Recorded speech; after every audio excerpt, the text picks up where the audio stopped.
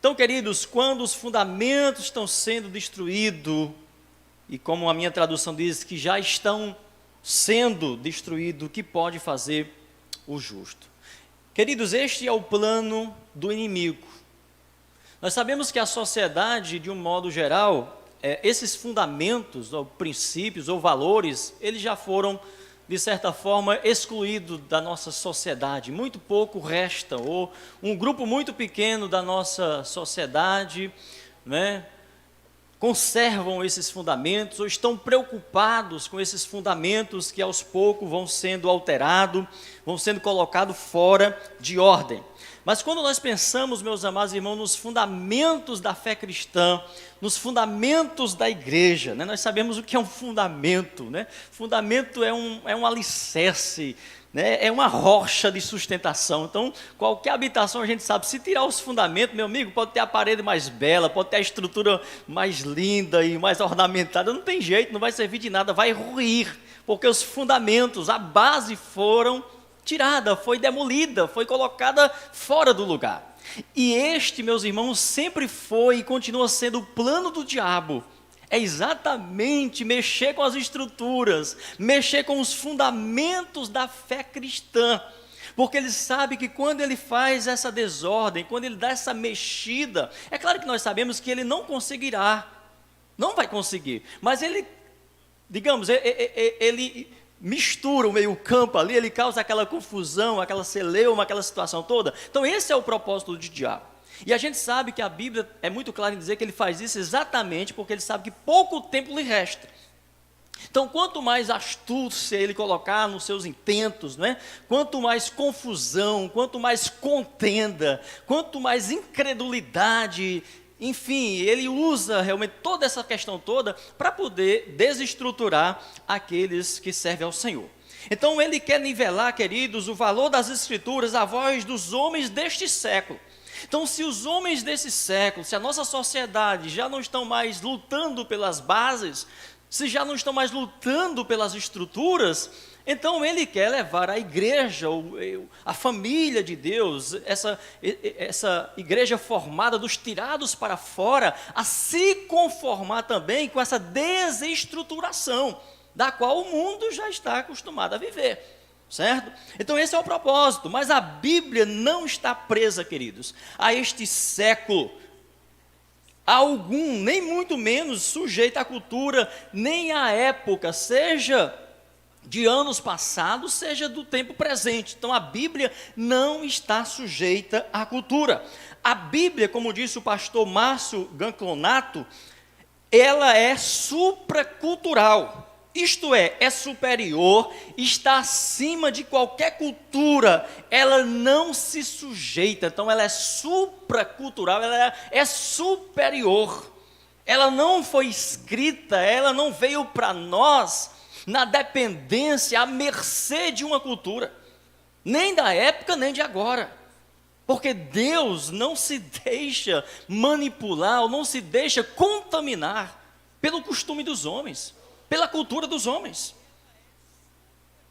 O Evangelho, queridos, não pertence a nenhuma cultura, muito embora admitimos que o estilo cultural dos escritores bíblicos tenha sido respeitado e considerado por Deus.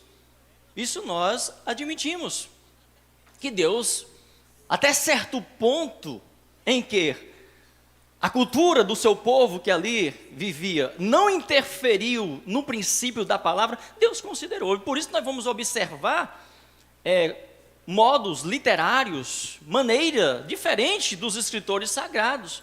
Ou seja, isso era considerado por Deus.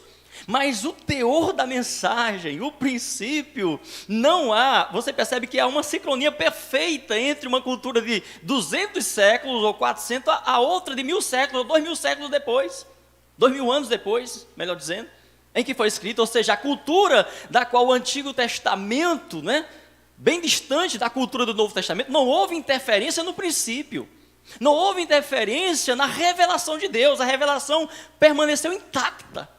Não houve contradição, não houve discrepância entre uma revelação e outra, embora em culturas diferentes.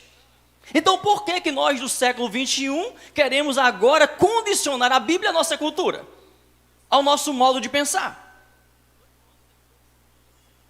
O que o diabo, meus irmãos, não conseguiu nos séculos passados, né, quando ele queimava em praça pública a Bíblia, quando matava os que pregavam esta palavra, hoje, a depender do país, ele age do mesmo jeito para fomentar a dúvida, a incredulidade e levar as pessoas a não depender da Bíblia para alicerçar a sua fé.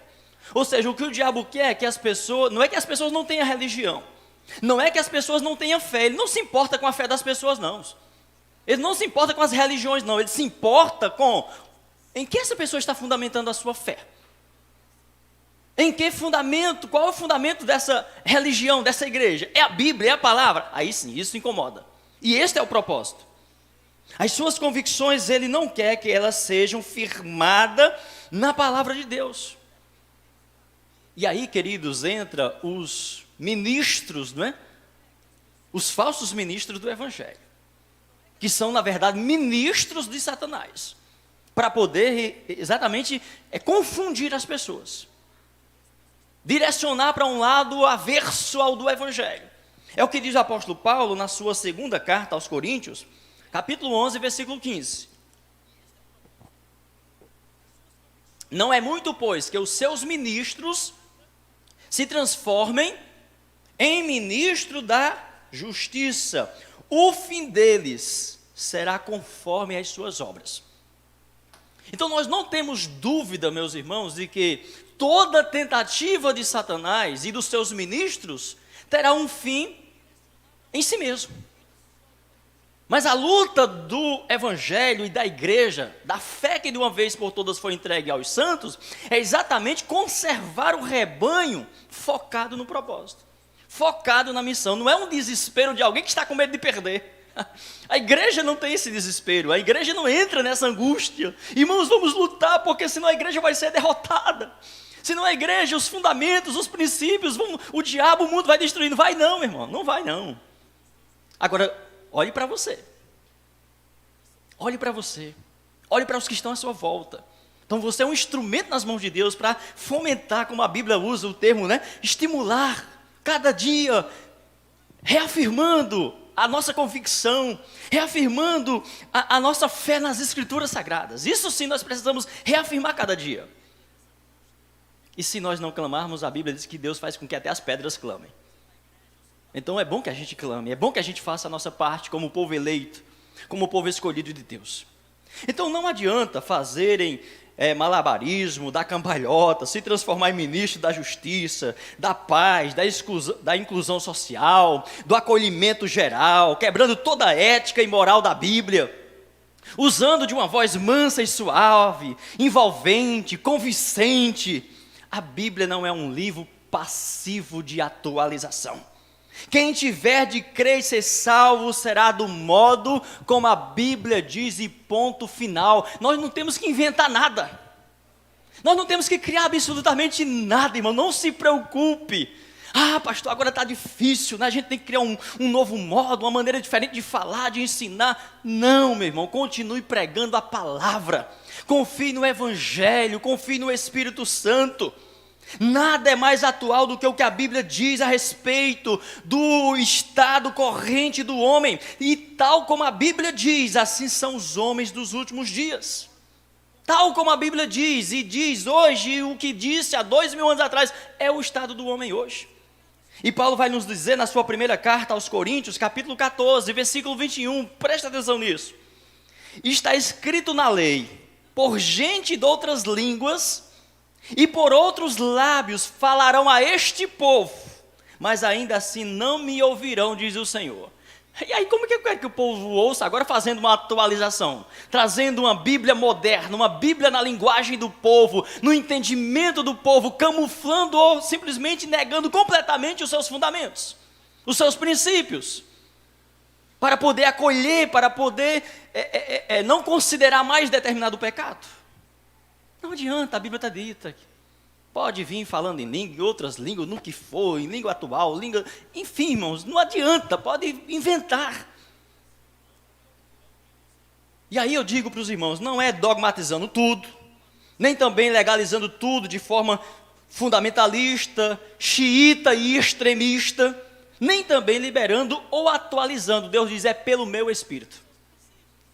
É pelo meu Espírito.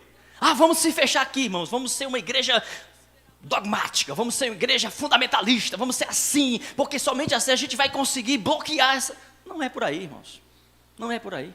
É pela pregação do Evangelho, não é pelos nossos meros esforços, não. A Bíblia diz que nós devemos batalhar pela fé que de uma vez por todas foi entregue aos santos. Qual é a nossa batalha por esta fé? Essa que nós estamos fazendo, se firmando na palavra, pregando a palavra, anunciando o Evangelho, não se afastando dos seus fundamentos, e não permitindo e não os silenciando diante das vozes que querem desestruturar ou colocar fora de ordem aquilo que desde o princípio foi colocado por Deus e sempre deu certo, e vai continuar dando certo. E na vida de quem não colocar em prática, não vai dar certo mesmo. Cuidado, meus irmãos, para não confundir aquilo que muitas vezes nós falamos aqui, que é contextualização da palavra com atualização da palavra. São duas coisas diferentes. Contextualizar a palavra ou a pregação é uma coisa, atualizar é outra coisa. Atualizar, como já falamos, é modificar o antigo no novo, segundo o meu gosto. Então, atualizar é modificar o antigo, né? Ou seja, trazer um novo, e que esse novo, e que essa atualização, ela atenda o meu gosto, ela atenda os meus deleites, ela atenda a minha realidade de novo mundo. Isto é o sentido de atualizar como está sendo propagado. Já contextualizar, conforme os melhores dicionários, é mostrar as circunstâncias que estão ao redor de um fato. Contextualizar é mostrar as circunstâncias que estão ao redor de um fato. E aí é claro que não é errado você voltar à cultura do tempo em que a Bíblia foi escrita. E você vê os elementos, os periféricos, os costumes desses povos. A gente leva em consideração, e isso não altera o princípio, isso não altera o fundamento da palavra. Então, acontecimento e situação se faz necessário se observar.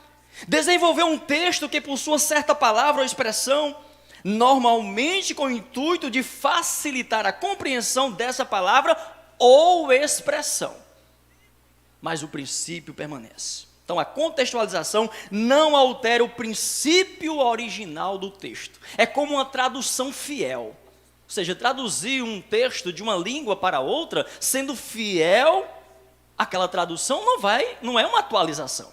Uma tradução não é uma atualização. Não é. Então, a Bíblia que nós temos hoje em português não é uma atualização, é uma tradução. E como tradução, ela tem que ser considerada, de fato, o contexto cultural de onde ela foi traduzida para o contexto cultural a qual ela está sendo usada. Senão, nós vamos cometer um monte de loucura, de pecados também, que a Bíblia não comunga.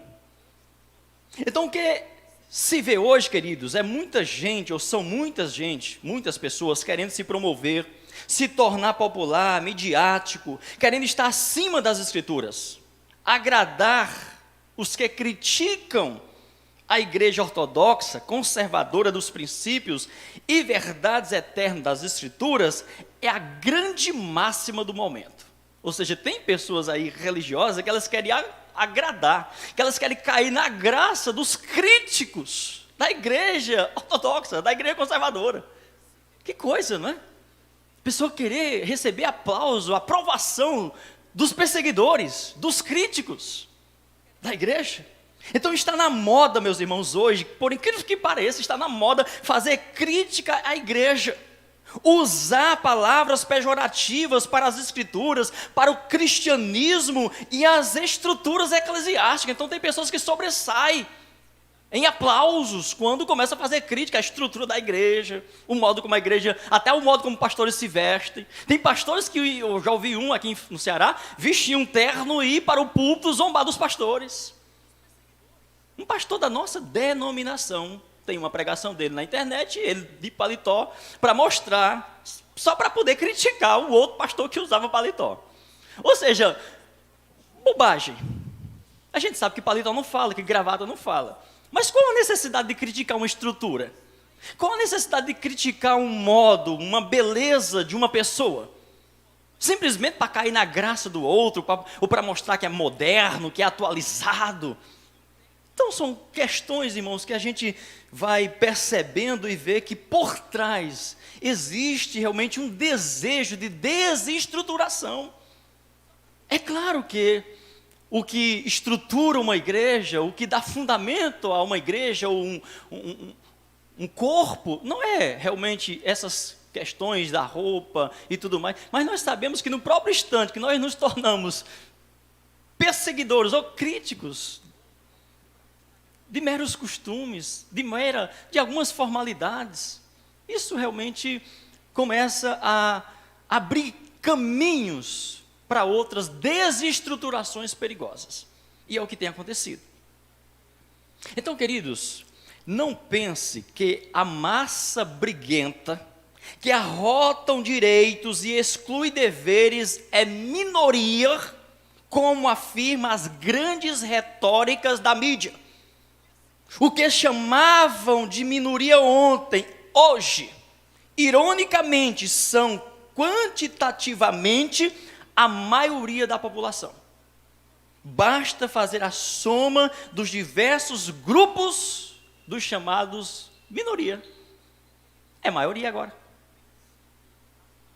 Então você imagina o tamanho do embate, o tamanho da guerra. E aí o que está acontecendo? Alguns estão agora querendo fazer parte dessas minorias, que não são mais minorias, que são maioria, quando se juntam e são muito bem unidos. Eu sei que quando a gente fala esse assunto, tem alguns que ficam aí preocupados. E alguns pensam até que a gente fala como se a gente fosse contra os direitos, contra o cuidado, o amparo. Pelo contrário. Como eu falei, domingo, a igreja, ela é completamente, irmãos, imparcial. E por ela ser completamente imparcial a essas questões, é que ela não levanta bandeira de grupo A ou B. Porque isso diminuiria realmente a força, o poder do evangelho. Quando nós, como cristãos, como igreja, começamos a levantar bandeira de movimentos políticos, política, começamos a levantar a bandeira de um grupo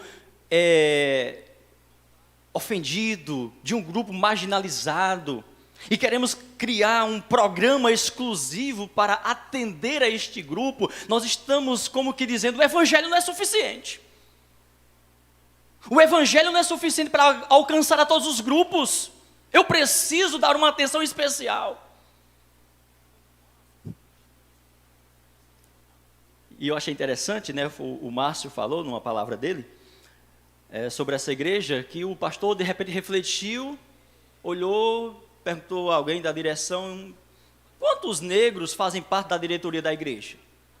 Nenhum. Ah, está errado. Está errado. Então vamos desmanchar isso aí, vamos... Ou seja, como se o critério agora, para fazer parte de um ministério, de um grupo, fosse essas questões, dentro da igreja. Não sei se os irmãos estão entendendo, mas isso é muito pobre.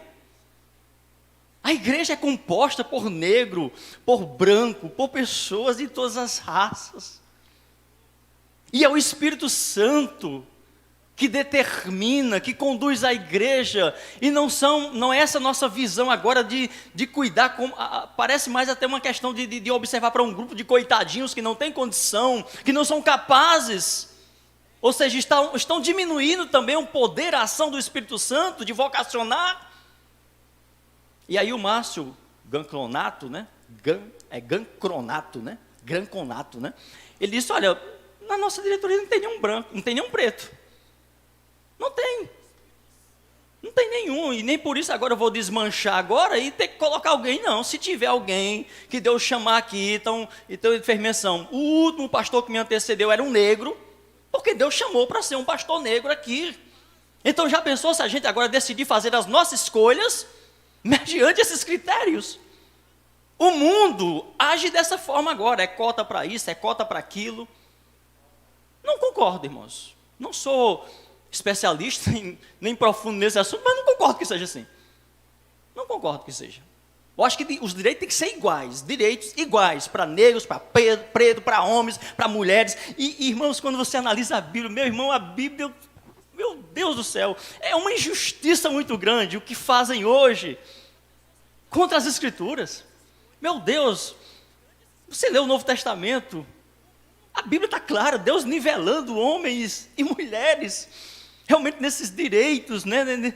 Diante de Deus não existe macho, nem fêmea, nem escravo, nem patrão, ou seja, todos iguais. Então a Bíblia, ela tem uma visão realmente maravilhosa, o cuidado de Deus, e não podia ser diferente, irmãos. Nós que conhecemos o nosso Deus, nós sabemos que não podia ser diferente.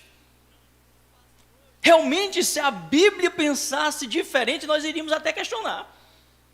Mas não dá para você encontrar isso. Você vê um cuidado muito especial de Deus, desde o início. Agora, queridos, eu não tenho dúvida. Jesus disse: a um pequeno rebanho, o Pai agradou em dar o reino. Foi Jesus que disse. Não é uma minoria no sentido do tratamento que é dado hoje. É um pequeno rebanho. E esse pequeno rebanho, ele é composto de pessoas de todas as nações, todas as raças, e que viveram em todos os séculos, desde que Deus trouxe o homem sobre a terra. Isto não muda, não se atualiza, será sempre um pequeno rebanho, porque a porta das ovelhas continuará e sempre será a porta das ovelhas. Ainda que a igreja, queridos, com uma teologia liberal e progressista, decidisse incluir a todos, você acha que isso mudaria os propósitos eternos de Deus quanto à eleição? Você acha que isso mudaria alguma coisa? Se a igreja decidisse fazer uma mudança nesse sentido? A Bíblia diz que o que a igreja ligar, e se esse ligamento estiver de acordo com as Escrituras, estará ligado no céu. Mas eu acho muito estranho você pensar que a igreja tem esse poder de fazer alguma ligação que vá de encontro às Escrituras, que esse é o sentido ou é a crença de alguns, e essa ligação agora necessariamente vai ter que ser aprovada por Deus. Ou seja, essa decisão agora necessariamente tem que ser aprovada por Deus, porque a igreja reuniu e decidiu. A igreja reúne e decide, e Deus aprova e Deus abençoa, quando está dentro da sua vontade e de acordo com as suas Escrituras. E quando ela age em desacordo com as Escrituras, ela sofrerá as consequências. E as consequências muitas vezes são visíveis. Claro que não, né? A igreja não tem poder eletivo nesse sentido. Por isso a igreja de Jesus se manterá fiel às Escrituras, crendo que é Deus e o seu Santo Espírito que opera tanto o querer quanto o seu efetuar segundo o seu eterno poder. Não mudaremos, não arredaremos 1 centímetro da palavra da pregação com o intuito de nos tornarmos inclusivos e atual. Todos serão inclusos pela mesma palavra que um dia ouvimos e aceitamos as doutrinas de Cristo, do Santo Evangelho. Por que devo agora eu mudar a pregação para outros serem aceitos? Se eu só fui aceito exatamente por causa de que o Evangelho que um dia eu ouvi denunciava os meus pecados. Eu só me converti por isso, porque um dia eu ouvi o Evangelho que era contrário à minha maneira pecaminosa de andar.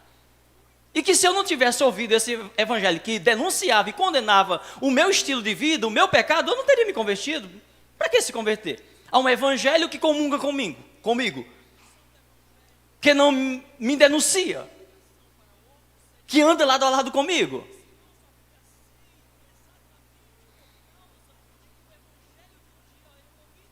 Nem todos crerão, e nem por isso, irmãos, deixaremos de pregar, porque assim nos ordena o Senhor.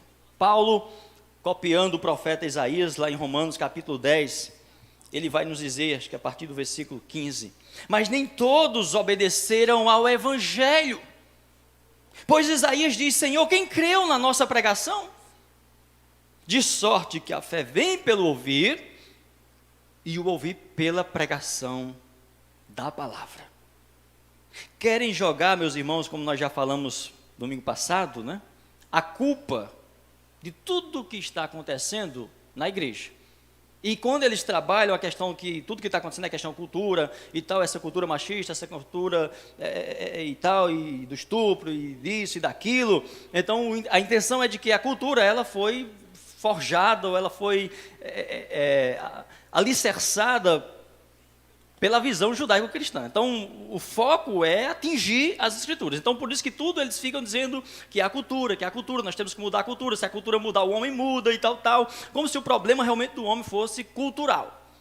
Ou seja, faça-se uma revolução cultural, uma mudança em toda essa estrutura que se viveu até hoje e pronto, nós teremos um mundo de paz, um mundo próspero, um mundo maravilhoso. Mas nós sabemos que a intenção é atingir as escrituras, porque é onde vão chegar. Ou seja, olha quem é culpado. Olha de onde vem esse estilo patriarcal de família. De onde é que tiraram esse modelo? De onde veio? Então querem excluir e lançar tudo, né, como se a Bíblia ou a igreja fosse a grande excludente das pessoas. Como se a igreja fosse a grande perseguidora dos homens, como se a igreja fosse a grande responsável pela desigualdade, pela segregação racial, pela homofobia, pelo preconceito, pelo racismo. E aí a gente pensa, irmãos, e analisa quantos males realmente a igreja tem feito à sociedade. Quantos males? Se a gente for observar, mesmo nos tempos que nós mais discordamos da ação da igreja, ainda assim ela fez muito mais bem à sociedade do que mal. Qual a instituição que mais resgata, né, que mais liberta pessoas do mundo, do crime, das drogas, dos vícios, senão a igreja com a pregação do evangelho? O diabo, meus irmãos, é que está muito irado, como falamos, e contra a igreja, e ele quer colocar tudo de ruim na conta da igreja. Exatamente porque foi ele que arruinou com esse mundo. Foi ele que causou todo o caos e continua causando, mas ele jamais assumirá a autoria, não é, de tudo que está acontecendo. Ele sempre lança para a igreja, exatamente por ser ela o corpo de Cristo aqui na terra. Ela não vem, essas acusações, ela não vem direto, não é? Ela vem de maneira sorrateira, elas usam outros nomes, outros personagens, exatamente para poder envolver a igreja, os seus membros, não é? Para eles começarem a acreditar e tal. E aí quando percebe e vê que é como disseram, né? É uma ida sem volta. Então, queridos, é bom que se entenda que quem faz esta separação, quem escolheu um povo eleito, seu, separado, foi Deus. Não foi um grupo, não foi a igreja. Foi Ele quem usou esta linguagem, foi o próprio Deus. Foi Jesus que usou. Não é criação da igreja, nem de uma teologia atualizada. E Ele não fez isso há 2000 anos, para hoje nós chegarmos à conclusão de que todos são ovelhas, de que todos os homens são filhos amados do Pai, e que todos devem ser incluídos, e que não podemos mais fazer essa distinção, esta separação.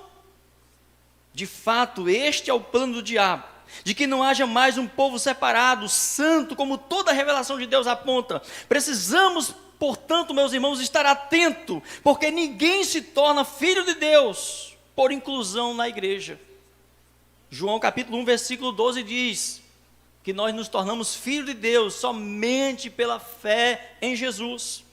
Não é uma visão segregalista do ponto de vista social e cultural. É uma separação pela santidade em Deus. Não para o isolamento, não para estar fora do mundo, mas para estar no mundo. E agindo como Jesus agiu e falou. Nós não somos esse mundo.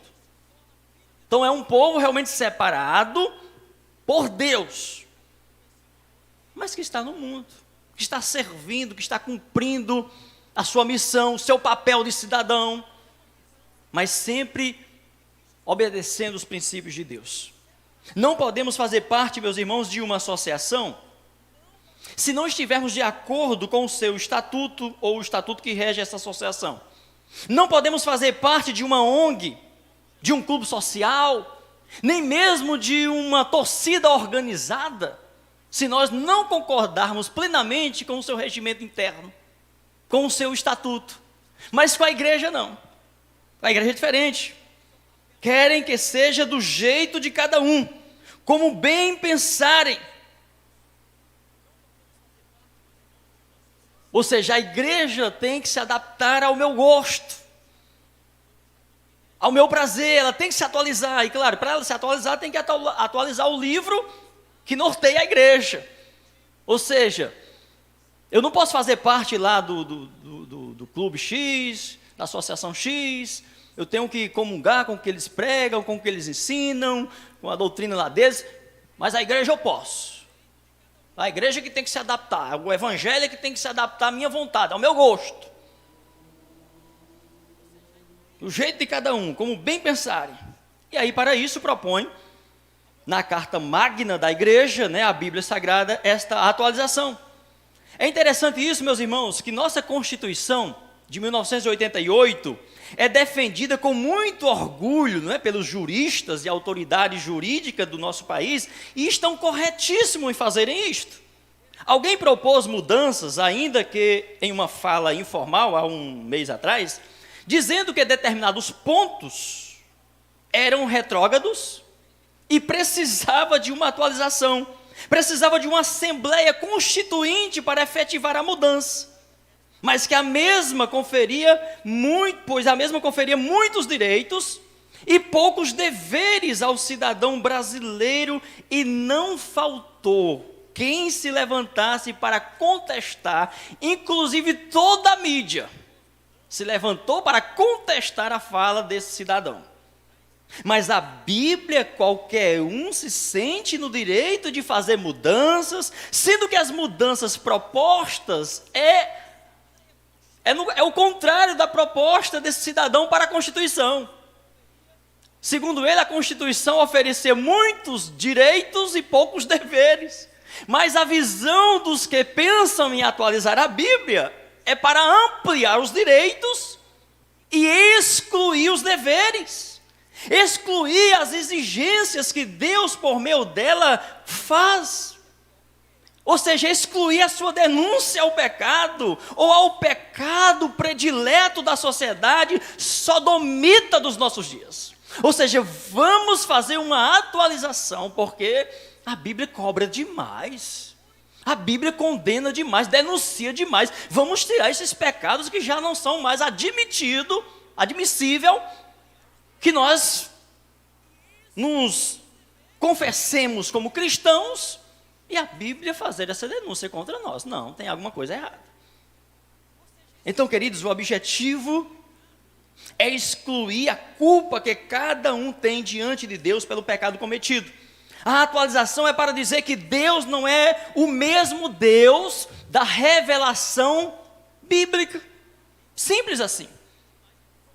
Que Deus não condena mais determinados pecados de transgressão. Ou seja, se Deus enviasse uma nova revelação hoje, então, certamente, determinados pecados Deus não denunciaria mais.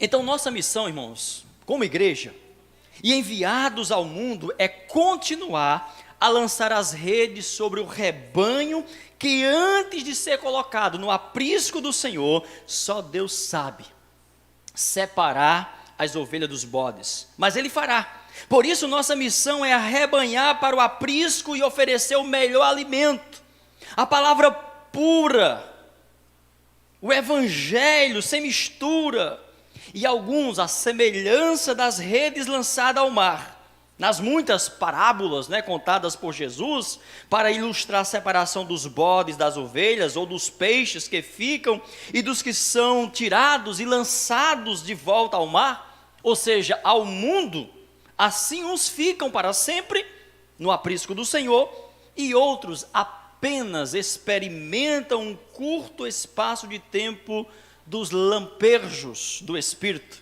Tão forte esses lampejos para quem está vivendo no ambiente de fé, que às vezes até concede alguns dons e confunde as nossas mentes.